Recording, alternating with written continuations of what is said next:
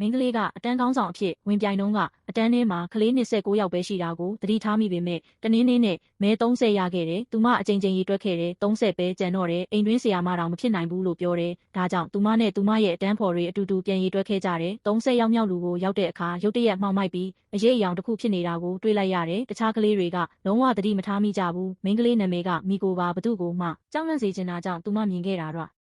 အေကိုတိတ်တိတ်နေခဲ့ပေမဲ့သူမနားမလည်နိုင်ခဲ့ဘူးဘာလို့ရုတ်တရက်တရေတွေကိုမြင်ရတာလဲကြောင်းစင်းပြီးအိမ်ပြန်လာတဲ့လမ်းမှာနီကိုကသူမရဲ့ဖုန်းကိုထုတ်ပြီးအွန်လိုင်းမှာရှာခဲ့တယ်သူမတွေ့တဲ့အရာအလုံးကအတူတူပဲစိတ်ဖိစီးမှုတွေအများများတယ်အာယုံလွဲတာတွေကြီးပဲအဲ့ဒီအချိန်မှာပဲသူမဘာမှမတွေးပဲမော့ကြည့်လိုက်တော့သူမရှိမှတရေတကောင်ကိုတွေးလိုက်ရတယ်ဒီတရေကသွားတွေပွင့်ထွက်ပြီးပြုံးနေတဲ့ကားထဲကတခြားဘသူမှလည်းမမြင်နိုင်ဘူးသူမတကယ်တရေတွေကိုမြင်နေတာလားဆိုတာမသေးကြပေမဲ့ကြောက်လွန်းလို့ငိုချလိုက်တယ်သူမကတရေတကောင်နဲ့တွေ့ရင်ဘာလို့ရမလဲဆိုတာအမြန်ရှာလိုက်တယ်ဗီဒီယိုတစ်ခုမှာကျွမ်းကျင်သူတယောက်ကမကြောက်နဲ့သူတို့ကိုအော်ပြောလိုက်သူတို့ပျောက်သွားလိမ့်မယ်လို့ရေးထားတယ်နောက်ပိုင်းမှာမီကိုကထောင်းတနေရာမှာကလေးတရေတကောင်ကိုတွေ့လိုက်တယ်သူမဒီနီလန်းကိုစမ်းကြည့်ဖို့ဆုံးဖြတ်လိုက်တယ်ပိုဆိုးတာကတရေလေးကသူမကိုလုံးဝမကြောက်ဘူးသူမကလိုက်ဖမ်းတယ်မီကိုကခိတ်လန့်တကြားနဲ့အိမ်အထိပြေးသွားတယ်တကားကိုကြော်ဝင်လိုက်တာနဲ့သူမခလုတ်တိုက်ပြီးလဲကျသွား